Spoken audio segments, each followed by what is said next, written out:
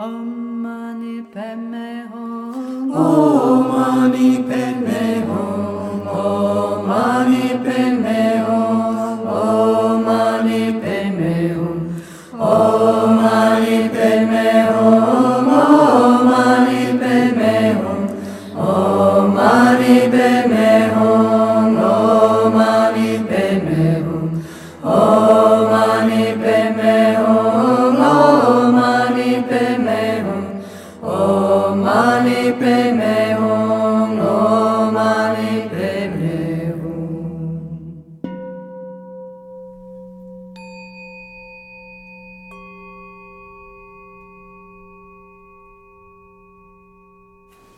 Venerables, we present this robe together with other requisites to the Sangha. Venerables, please accept this robe and the other requisites from us for our long-lasting welfare and happiness. Those who are wise, generous, and free from selfishness give at appropriate times. Thus, what is given to those who are worthy and ethically sound is an offering of great purity and substance. Those who likewise show appreciation or perform acts of service make no lesser offering, and they also share in this merit. By giving, the heart is unbounded. What is given bears great results, and those meritorious deeds bring about good fortune in many lives to come.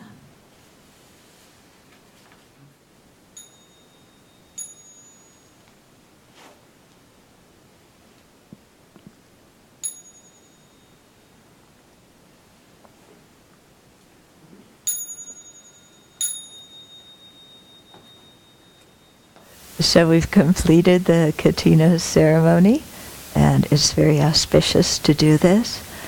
As mentioned before, that in our meditation on a precious human life, one of the criteria is to be born or to live in a central country. The definition of a central place is where the 4 assemblies of Buddhist followers exist. So that is the community of the Bhikshu Sangha, the community of the Bhikshuni Sangha, the Upasikas, who are the Upasakas, who are the male lay followers, and the Upasikas, who are the female lay followers. So all 4 assemblies must be there for it to be a central land. In Tibetan Buddhism, they lack the Bhikshuni Sangha. So we happen to be quite fortunate that although we are practicing in the Tibetan tradition, we're following the Dharma-Guptaka Vinaya practiced in Taiwan, where the lineage for receiving Bhikshuni ordination, full ordination for women, is still extant. And so we have a Bhikshuni Sangha, which means we have 4 or more fully ordained people. So in this case, we have 7 in our Bhikshuni Sangha. So it's not just sufficient to have the right number of Bhikshunis to have a full-fledged Sangha and have it to be a central land. But the Sangha has to do the 3 main monastic practices. The first is called Posada, which is our fortnightly confession and restoration of our precepts. So every full and new moon we do that. We confess and then we recite the precepts. The second ceremony is the Varsa, this annual retreat, which we just completed. And the third is the Pravarana, the invitation at the end of the retreat, which we completed. And then today was the Kathina, which is the extra added bonus on top of everything. So we, as a Bhikshuni Sangha, have done our task to make this into a central country, which benefits all living beings who, live around here and can benefit from having the Sangha nearby. In ancient times,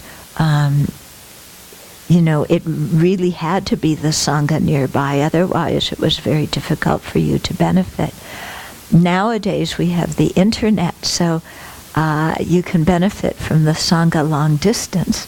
But I must say that there is nothing like being with real live human beings, and you don't get that over the internet. So those of you who are here today can really experience it, and those of you who aren't, we invite you to come to the Abbey.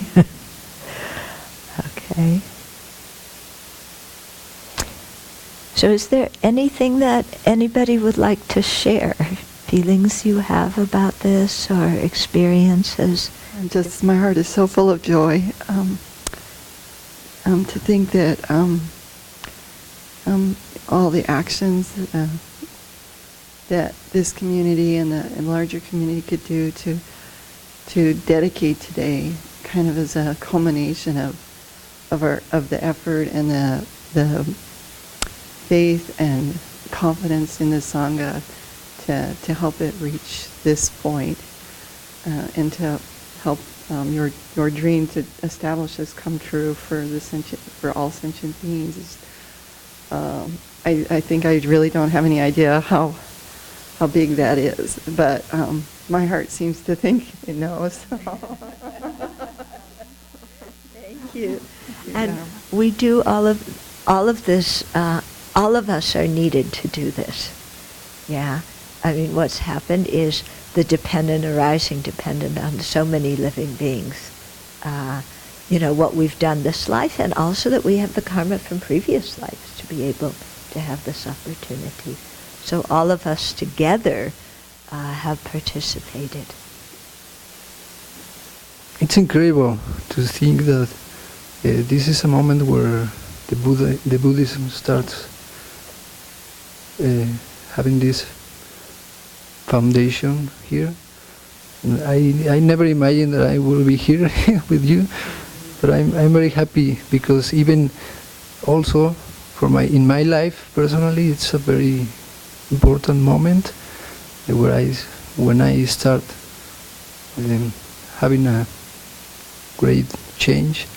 So I'm full of joy too now, and very soon I'm leaving. I hope to come again to see you all, and I want to thank you all for all the time that I have been here. It's been so inspiring for me to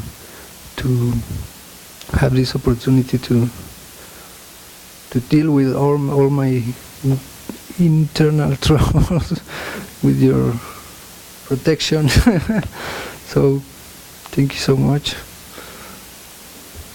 Thank you all.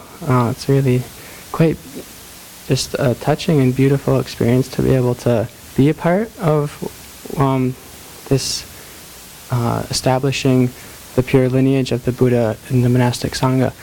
And I think I was talking with some of our friends Kuni and Mui, who are from Thailand, and really struck by how fortunate as American Westerners, and to be sort of bringing the Dharma into ourselves instead of just coming into the world and having it as something that is just taken for granted as being what we do, because it's really encouraging, I think, all of us to really deeply reflect on the meaning of what's going on, how things dependently arise, and what merit is, and it's really transformative. And I mean, just this whole process of translation of the Dharma makes me appreciate everything that all the practitioners before us have done, risking their lives, giving up everything they had just to get the pure transmission of the Dharma, to bring it to different parts of the world and to engage in lengthy translation projects. And without them, we would not have the Dharma here today. And of course, to Venerable Thupten Children, who also didn't walk, took a plane, but also had to receive that pure Dharma transmission and integrate it in her life so she could bring it back here. And I think it has touched every single one of us. and the entire world. Like we're seeing there are representatives from almost all the continents here today. So that's something really incredible to rejoice in. Recognizing that, on one hand, it is for sure an historic moment that we hope will continue for another 2,600 or 10,000 years in this very place. And at the same time, it's quite, I don't want to say ordinary, but it's just like the logical next thing to do. It's not like it's spectacular. There's no spectacle around it. There are no neon lights that say, wow, first time ever Barca in the United States. It's not that way. And, the effect or the waves that come from this will go for a very, very, very long time, and we have no idea what they are, and we also can't think about it because our practice is then just doing the next thing that's important for our practice. And so in some ways, holding that in mind too, that it is simply the next step in doing what has already been set in motion way a long time ago, and with so many people making it possible, and we just keep doing it until, well, we just keep doing it. Mm-hmm. Yeah, I like that. Thank you for all your effort. None of this would happen if you haven't. There's so many things that you've done to make everything happen over the years, and I want to also really appreciate the opportunity to do these various ceremonies. It always makes me see the skill of the Buddha, because the ceremonies are so meaningful to live and to be living, experiencing them, and how they help us to grow and help communities to grow. So it helps my confidence in the Buddha's wisdom to, just live through these and start to understand these various ceremonies that we've just done for the first time. Thank you for making that. Yeah, some people say ceremonies, rituals, it's just rote. It's just rote. Nothing happens. Everybody's going blah, blah. But I think it is because, we're bringing this to the West. So we're in the process of learning not only the words, but the meaning of the rituals and really trying to understand it. That all of us, while doing them, we've had an incredible experience. After the Pravarana, the Bhikshuni Sangha stopped and shared for about a half an hour, I think, just what our experience has been and how profound it is to do these practices which were set up by the Buddha 2,600 years ago. Because there's something quite profound that happens when you do put your mind into them.